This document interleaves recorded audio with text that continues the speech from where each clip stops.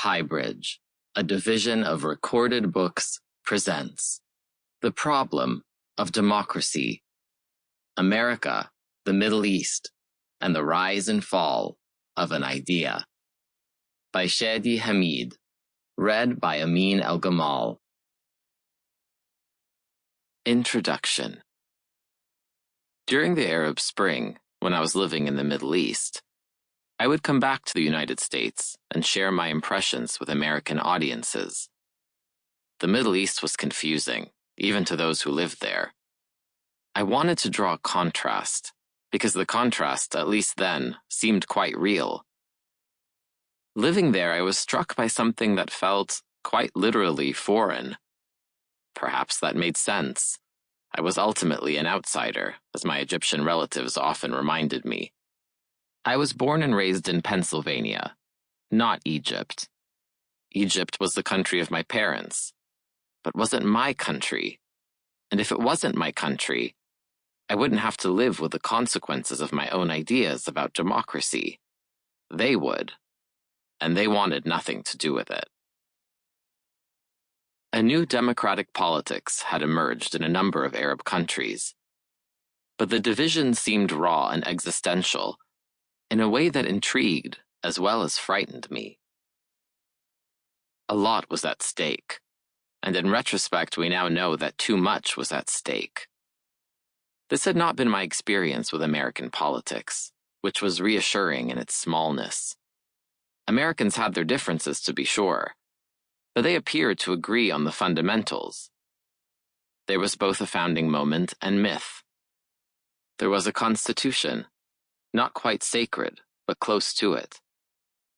Drawing on that shared history, we could pay tribute to a set of distinctly American ideals and ideas, even as we disagreed on their precise application. Because the country's foundations weren't in question, citizens were freed to debate policy, whether taxes, healthcare, or the deficit. It was possible to care deeply about things that weren't existential, and most things weren't. Those times seem quaint, and it's remarkable just how quickly my country changed. I was reminded of this speed while recently rereading a 2006 essay titled Limits to Democracy, written by the late British philosopher Roger Scruton. The year 2006 was a different era. George W. Bush had propelled the question of democracy to the center of public debate. But it wasn't our democracy, but theirs that we were debating. The blunders of Iraq were catching up with us, and the Bush administration insisted on covering or justifying those failures with the grandiose language of democracy. The rudimentary coverage of Islam aside, Scruton's essay is useful in how it highlights the foundational challenge of democratic politics, how or whether to respect election outcomes that appear threatening to either us, ourselves, our families, or our nations. He contrasts America and the West with those pesky Muslim-majority countries that can never quite seem to get their act together. I did chuckle, in that gallows humor sort of way, when he says the following: "The American norm is wholly unlike that of the Islamic countries. People vote Democrat and find themselves ruled by Republicans, and they accept this, unhappy perhaps, but acknowledging a duty of obedience and a common loyalty that is far more important than any electoral differences of opinion." For Scruton, this ability or willingness to be unhappy but still obliging when one's adversary wins an election is the precondition of democracy as we know it. In this sense, the other party is still merely an opponent, not an enemy. According to this metric, today, the United States no longer meets this prerequisite of democracy. The best glean on this is that, for now, a country such as ours can probably muddle through without this precondition being met. Probably. The United States has certain advantages when it comes to containing the mutual antagonism of its two parties. Strong institutions, democratic norms, and a long history of democratic practice. Long-standing, consolidated democracies rarely, if ever, break down. Decades or even just years ago, most observers would have said that the United States also enjoys the benefits of a democratic culture. In other words, Americans believe or believed in small d democracy. Culture can be overwhelming in its power, both mystical and mystifying, its judgments so familiar that it exists like a voice in your head, and yet it is impossible to explain exactly how this happens. Despite their power, however, cultures can change as well as crumble. At the time of this book's writing, a growing number of Americans do not seem willing to respect democratic outcomes that go against their wishes. While this tendency is most pronounced among Republicans, it goes further and deeper. We can all feel it, that existential tenor of politics that fills us with both dread and foreboding, telling us that something isn't quite right. Perhaps it is possible that we misunderstood what a democratic culture actually is in the first place.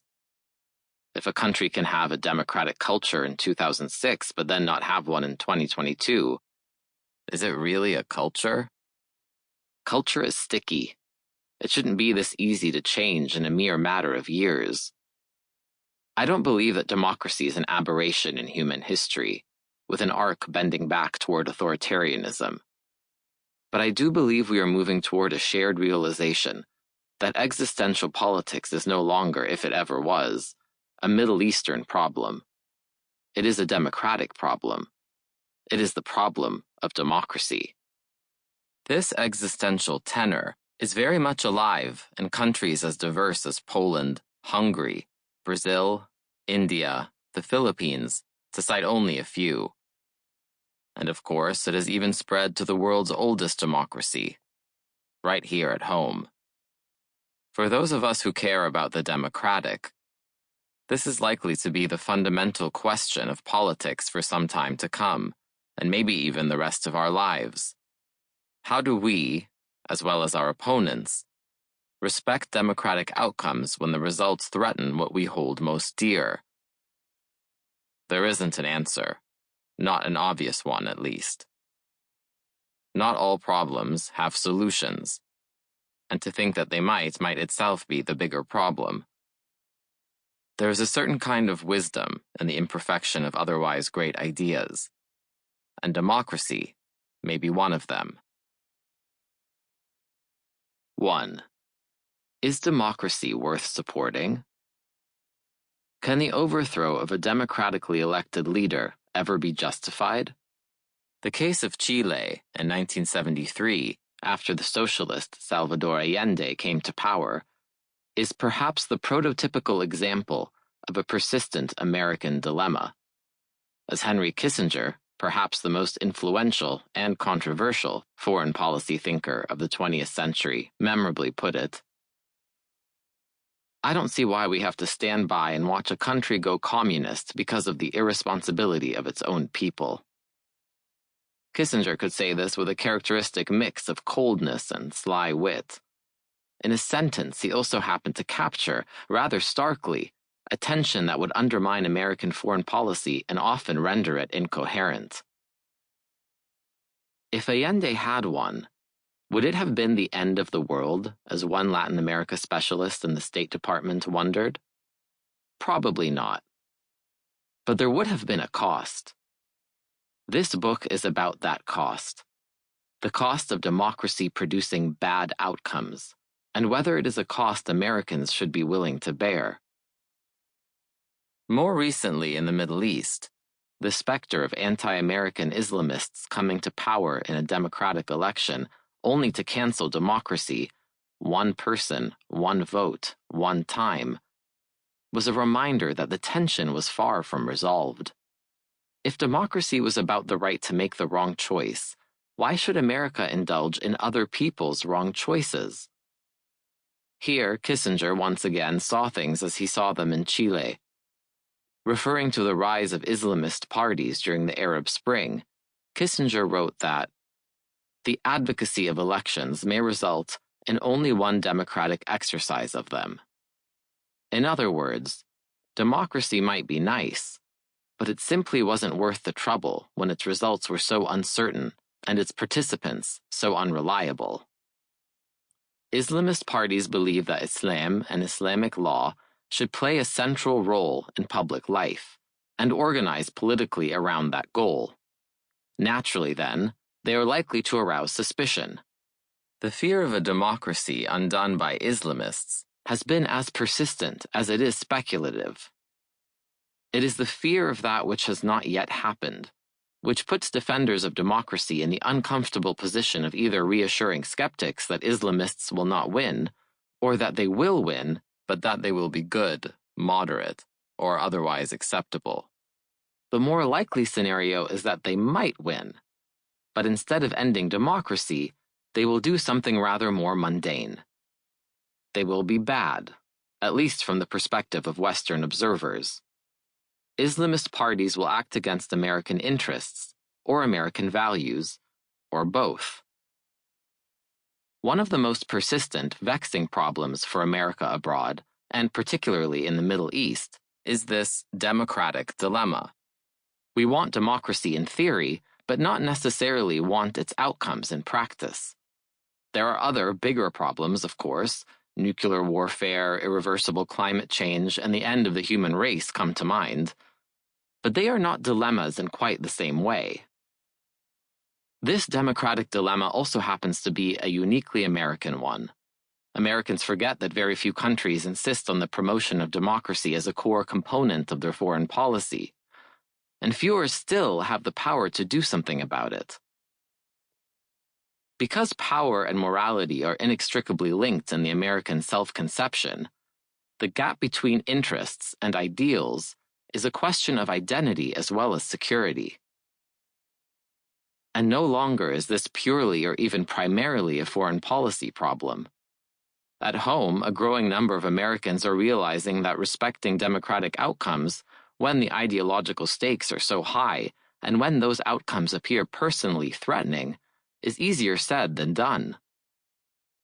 To look then at the democratic dilemma abroad is to consider a deeper set of questions around why we believe democracy is good, as well as whether we think it is good for other nations and cultures. To put the question more starkly, is democracy worth it when it increasingly produces what seem to be destructive outcomes that put lives and livelihoods at risk? Why should mere democratic outcomes in elections take precedence over the other things we hold dear, such as liberalism, human rights, social justice, or racial equality? This book proposes an ambitious and controversial reimagining of the ongoing debate and argues for democratic minimalism as a path to resolving America's democratic dilemma. In the seemingly eternal tension between democracy and liberalism, recognized by the ancient Greeks, the founders, and chroniclers like Alexis de Tocqueville alike, it may be time to prioritize one over the other, rather than acting as if the two are intertwined, when increasingly they are not. As a matter of policy, what if there was a way to focus on democracy promotion, in the literal and narrower sense, rather than the promotion of both democracy and liberalism? There is an argument to be made for liberalism promotion, but it is not the one I will make here.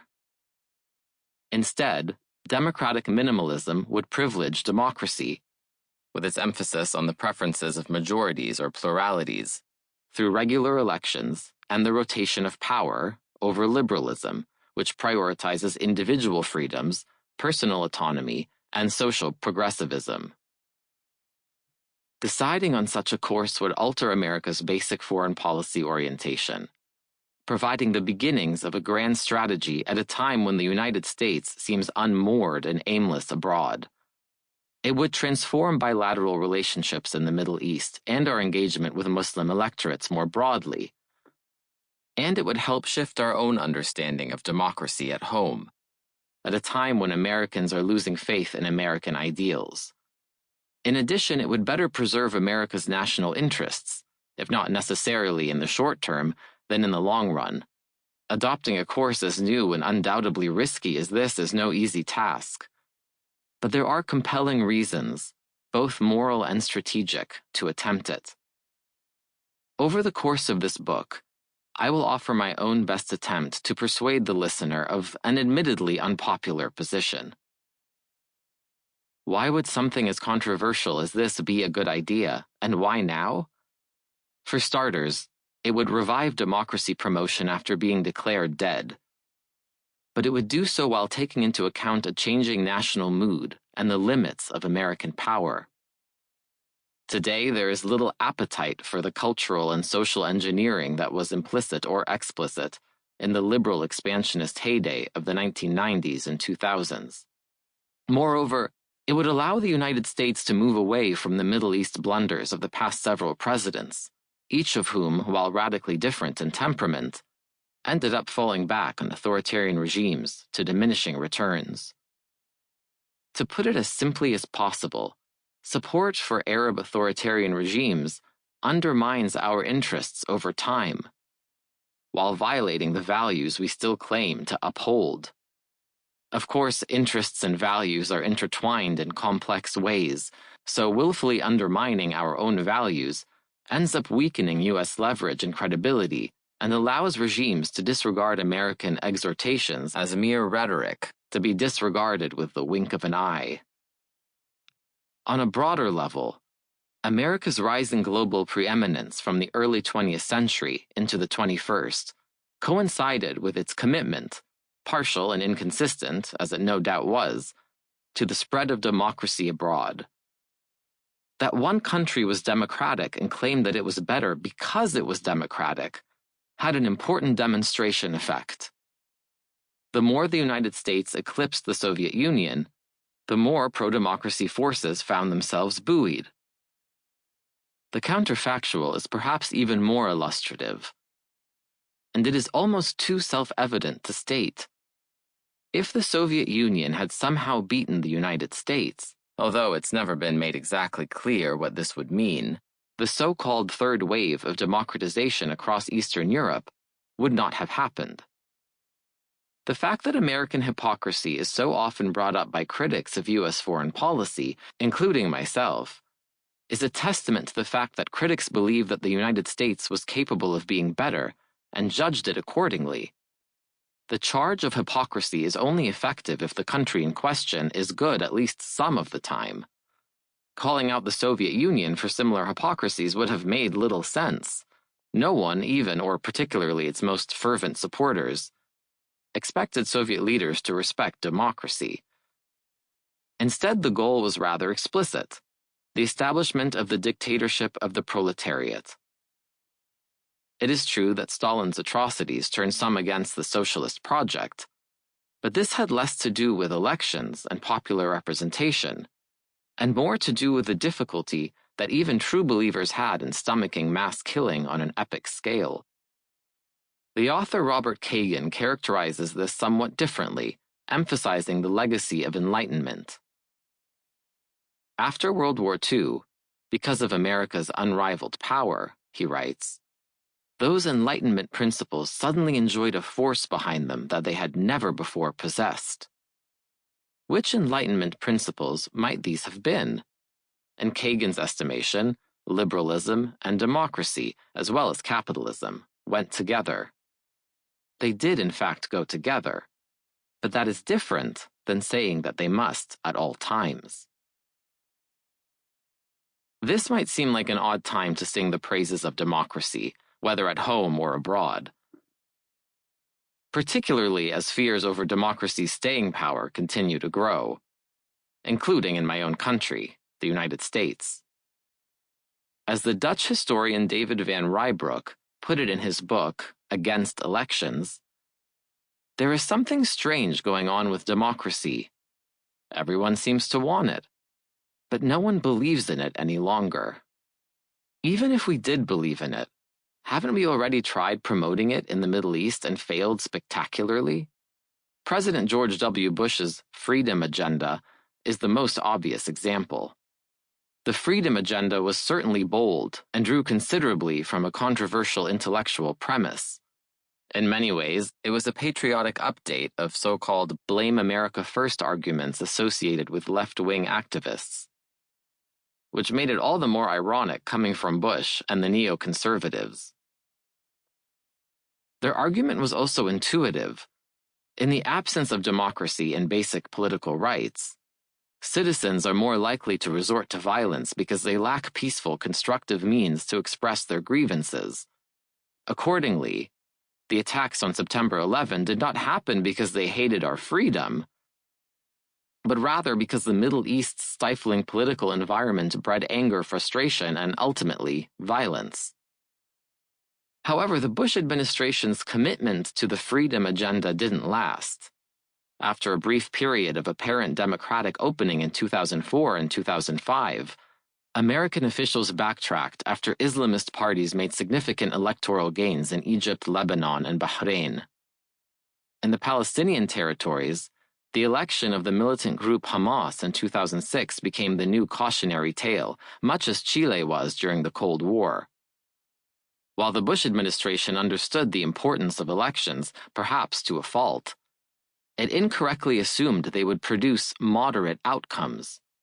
It is now the stuff of legend that National Security Advisor Condoleezza Rice's heart skipped a beat when she first heard the news of Hamas's victory while running on her treadmill at 5 in the morning. It is easy to poke fun at moments like this that grow in significance with the passing of time. We know Hamas won, but it could have been otherwise, couldn't it? There was a world in which the moderates of Fatah might have won instead, and those who believed in such a world would have been drawing on a considerable academic literature. The belief that participation and moderation went hand in hand also happened to be intuitive,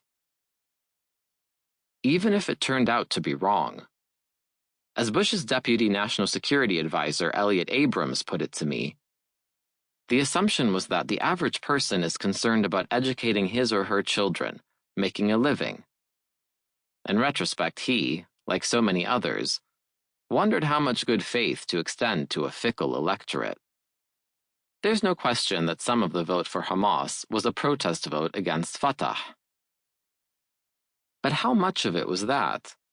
And how much of it was the notion that Israel needs to be destroyed? And the only way to do that effectively is through violence.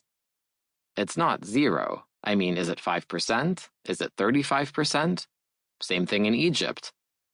When people vote for the Brotherhood, what are they voting for? And how many of them were actually truly Islamists?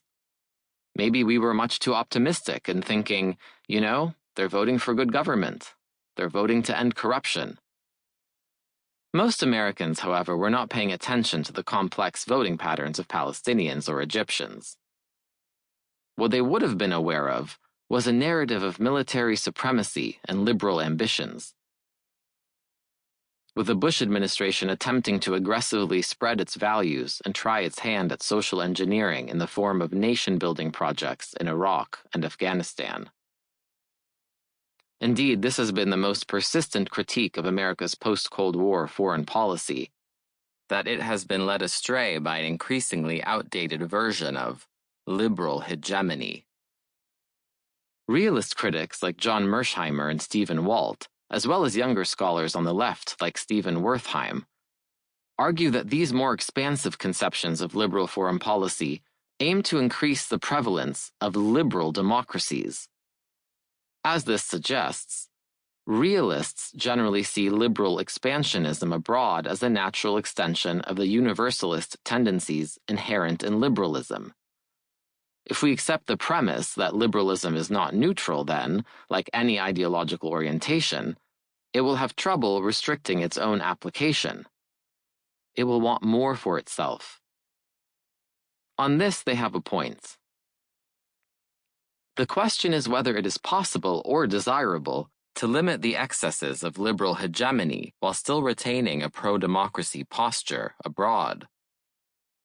If liberal dreams, a desire to remake the world in our image, have fueled American hubris, then these excesses can be mitigated by a conscious decision to put less emphasis on the liberal in the promotion of liberal democracy. What if instead we wished other countries to be mere democracies, emphasizing democracy as a system and means of governing and rotating power with no prejudice to substantive ideological outcomes? This would allow us to respect other countries' right to self-determination and self-government. It would limit our need to engage in social engineering in countries that American officials don't necessarily understand.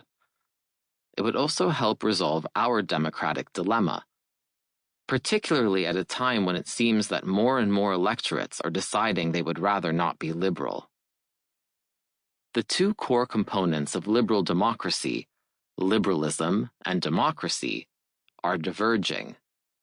For most of the modern era, the two concepts had gone hand in hand, at least in the West.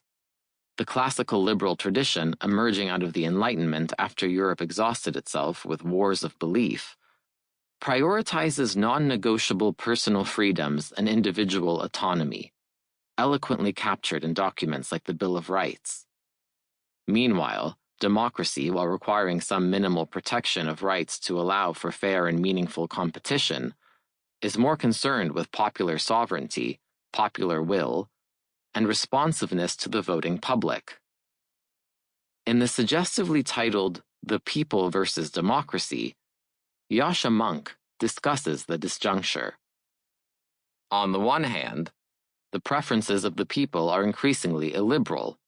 Voters are growing impatient with independent institutions and less willing to tolerate the rights of ethnic and religious minorities. On the other hand, elites are taking hold of the political system and making it increasingly unresponsive. The powerful are less and less willing to cede to the views of the people. That democracy and liberalism can diverge is not a novel observation. But it has become more obvious of late, not only in the might-be democracies of the Middle East, but also in actual democracies, old and new, such as Italy, France, Hungary, Poland, Israel, India, and Brazil. In each of these countries, illiberal right-wing parties have risen to power through democratic means. Their commitment to individual freedoms and minority rights has been questionable at best. At times, they have been actively hostile to the liberal tradition. The ascendance and hegemony of liberal democracy during the Cold War and its seeming triumph after communism's fall made it easy to forget that the story of politics is a story of a struggle between liberal and democratic impulses, founded as they are on different conceptions of human needs and wants. Whether the United States should emphasize liberal values, such as the supremacy of the individual over the collective, gender equality, minority rights, and sexual freedom, or electoral democracy hinges on perceptions of what is, or should be, universal across time and place, and what is not. For the United States, such debates are inescapable. The country, after all, is founded on a set of universal premises about rights and the sovereignty of the individual, in theory if not necessarily in practice. If history has a progressive arc, in which good things go together and amplify each other, why shouldn't they go together in the Middle East? For its part, the realist tradition in international affairs tends to balk at overwrought talk of universal values. For the good liberal, individual rights and protections for minorities are sacrosanct, even if such protections run afoul of the majority of voters. And if liberalism matters within borders, it should also matter outside of them. Values are important in and of themselves, but they also help nations project soft power abroad. This soft power may be amorphous, but this doesn't make it any less real. For the good realist, anything that attracts the label soft carries less weight. In the place of values and arcs bending toward justice, a sense of the tragic is paramount. Because humans are fallible, neo-utopian notions of a more perfect world and a global system where norms are enforceable are inherently flawed. Instead, anarchy defines the international realm. Power is the only true currency. Values may matter, but they are secondary at best, or mere luxuries to be indulged in after the question of power is given due consideration. For the purposes of transparency, I have been an outspoken critic of realism in its various iterations. While I am sympathetic to maintaining a developed sense of the tragic, I do not believe that further de-emphasizing values in international affairs is the right response to a tragic world, particularly. Sample complete. Ready to continue?